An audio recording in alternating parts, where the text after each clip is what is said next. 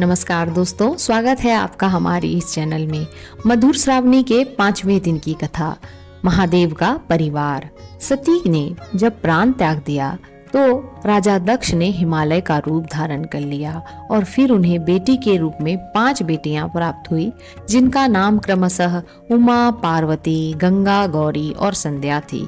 इन 5 का विवाह बार बार महादेव से हुआ। उमा हिमालय और मैना की बेटी थी, जिसने जब जन्म लिया और जब वह सिर्फ 5 साल की थी, तब से वह महादेव को पति के रूप में पाने के लिए तपस्या करने चली गई। मैना ने मना किया तो भी वह नहीं मानी।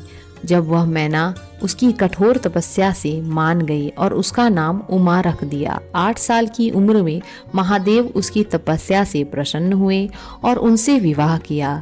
जब उनकी खूबसूरत बेटी की शादी एक बूढ़े व्यक्ति से हुई तो मैना बहुत विलाप करने लगी और सिर पीटती रही। पार्वती हिमालय की दूसरी पुत्री थी। एक दिन जब पार्वती फूल तोड़ने के लिए कनक शिखर पर गई, वहां उन्होंने एक बूढ़े व्यक्ति को बसहा पर सवार डमरू बजाते हुए देखा।